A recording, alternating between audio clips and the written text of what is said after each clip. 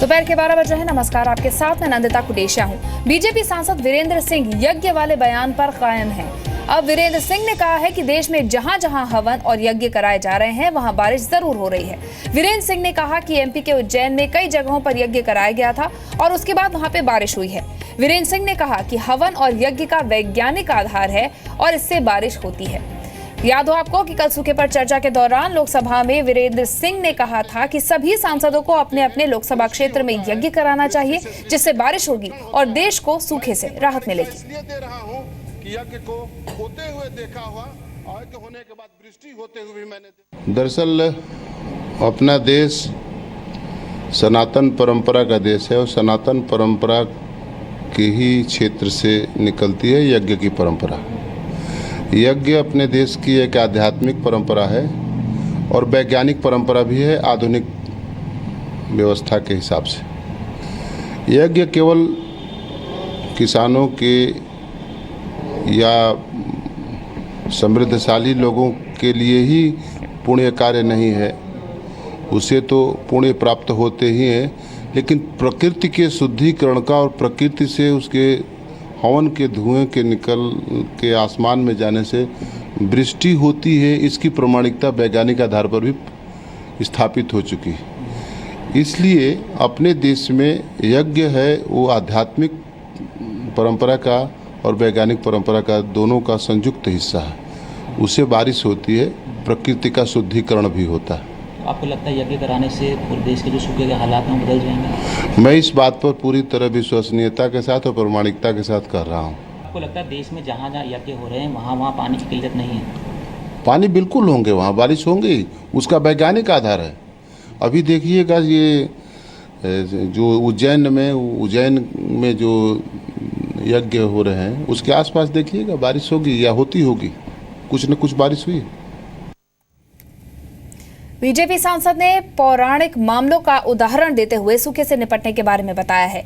एक तरफ पीएम मोदी देश में वैज्ञानिक तरीकों से चीजों को सरल बनाने की बात कर रहे हैं, तो वहीं उन्हीं के सांसद हजारों साल पुरानी कहानियों से अपने दावे को सही बताने में अड़े हुए हैं। हर संसद सदस्यों से अपने क्षेत्र में यज्ञ को करिए। तो आपको बता दें कि वीरेंद्र सिंह ने यज्ञ के धुएं से बारिश की बात लोकसभा में भी कही थी। सांसदों को सलाह दी थी कि अपने क्षेत्र में यज्ञ कराएं, बारिश होगी। उन्होंने पौराणिक कहानियां भी संसद में सुनाई।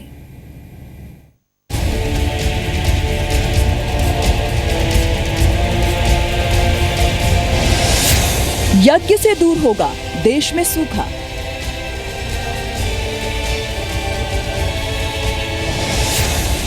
बीजेपी सांसद की सांसदों से गुजारिश,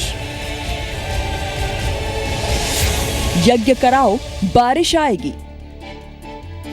देश के 13 राज्य सूखे की चपेट में हैं। 300 से ज्यादा जिले सूखे से प्रभावित हैं। लाखों गांवों में करीब 40 करोड़ लोग सूखे की मार झेल रहे हैं। लोग आसमान की ओर उम्मीद से टकटकी लगाए देख रहे हैं कि पानी बरसे तो कुछ राहत मिले।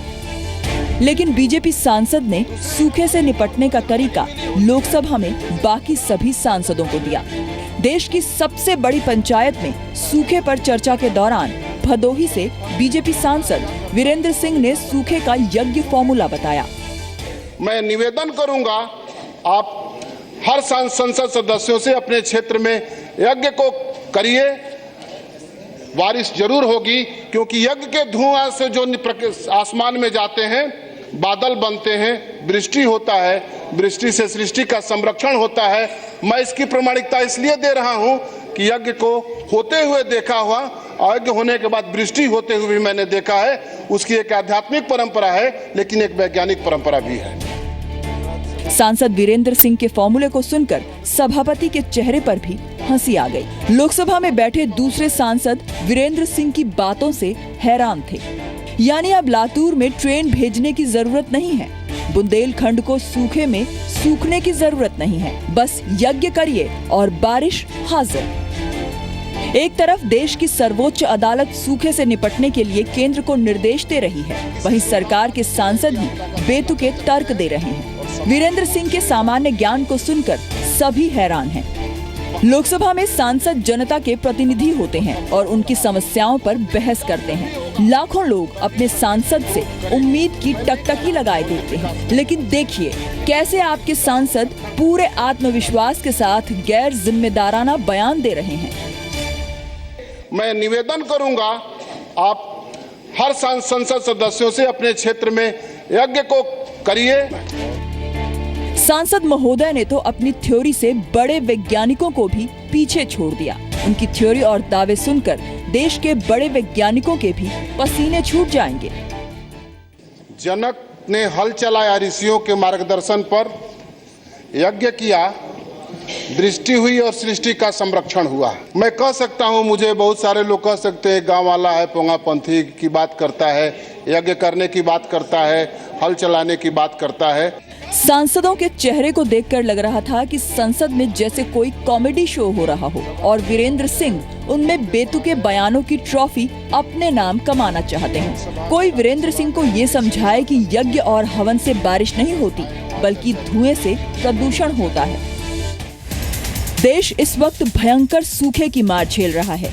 देश के 13 राज्य सूखे की चपेट में, 313 जिले सूखे से प्रभावित हैं। देश में 40 करोड़ लोग सूखे की जद में हैं। कर्नाटक में 30 में से 27, छत्तीसगढ़ में 27 में से 25, मध्य प्रदेश में 51 में से 26, महाराष्ट्र में 36 में से 21, ओडिशा में 30 में से 27, आंध्र प्रदेश में 13 में से 10, उत्तर प्रदेश में 75 में से 50, तेलंगाना में 10 में से 7, झारखंड में 24 में से 22, राजस्थान में 33 में से 19 और गुजरात के 8 जिले सूखे की चपेट में हैं। उम्मीद बस इसी अनुमान पर टिकी है कि इस साल मॉनसून अच्छा होने की बात कही गई है। बीजेपी सांसद ने कहा कि विकास के नाम पर प्रकृति से छेड़छाड़ महंगी पड़ेगी।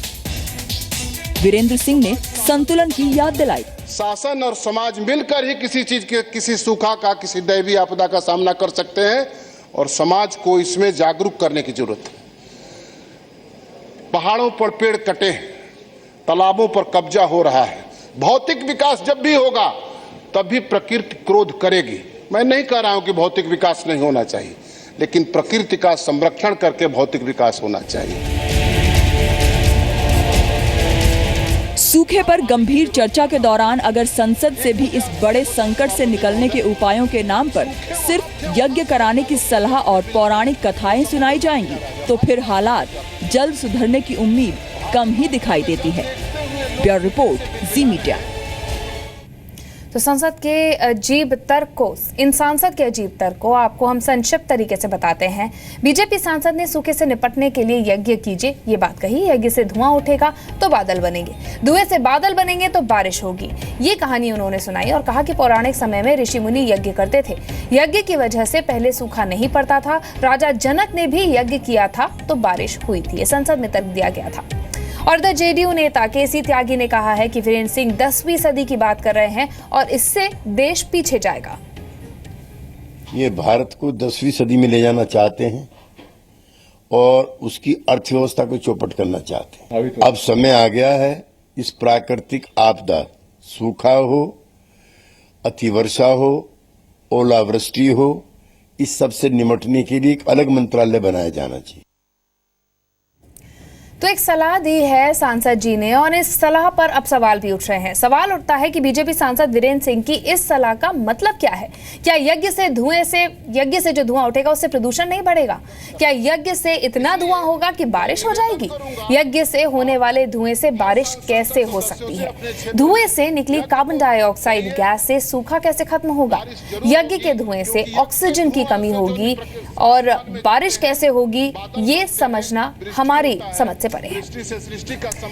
राजनीति इस पर होने लगी है। एनसीपी नेता माजिद मेमन के मुताबिक वीरेंद्र सिंह ने धार्मिक मान्यता के आधार पर तर्क दिया है। देखिए, बारिश होने के लिए आपने शायद गाइड फिल्म देखी होगी। गाइड फिल्म में यही थीम था कि उपवास किया जाए तो वर्षा होगी। सबके अपने अपने धार्मिक विचार होते हैं। मुसलमान भी कह सकता है कि हम मस्जिदों में, दरगाहों में जाके नमाज पढ़ें, ख्वाजा अजमेर में जाके दुआ मांगे कि वर्षा हो। क्रिश्चियंस भी चर्च में दुआ मांग सकते हैं, अपने अपने धर्म में सब कर सकते हैं। इसमें कोई बड़ी बात नहीं है कि ठीक है, वो अपना विश्वास है कि हम अगर ऐसा करेंगे, हम ये इस तरह प्रार्थना करें ईश्वर से तो वर्षा हो जाएगी। तो मैं नहीं समझता कि किसी के इस विश्वास को ठेस पहुंचानी चाहिए। ये आपको बता दें कि नेशनल ग्रीन ट्रिब्यूनल ने धार्मिक कामों की वजह से होने वाले प्रदूषण पर भी निर्देश दिया था और कहा था कि आस्था को ध्यान में रखकर कुछ खास इंतजाम करने चाहिए। एनजीटी ने नदी किनारे होने वाले अंतिम संस्कार कम करने और इलेक्ट्रॉनिक शवदाह गृह के लिए लोगों को जागरूक करने की जरूरत पर भी जोर दिया था। एनजीटी ने कहा था कि जरूरत है कि धार्मिक गुरु लोगों में पर्यावरण के प्रति विश्वास बढ़ाएं और इसमें सरकार का दायित्व है कि वो शवदाह के लिए पर्यावरण के अनुकूल व्यवस्था करे। एनजीटी ने कहा था कि शवदाह के बाद अस्थियों के विसर्जन से पानी में प्रभाव होता है और इसके लिए उचित इंतजाम करने जरूरी हैं।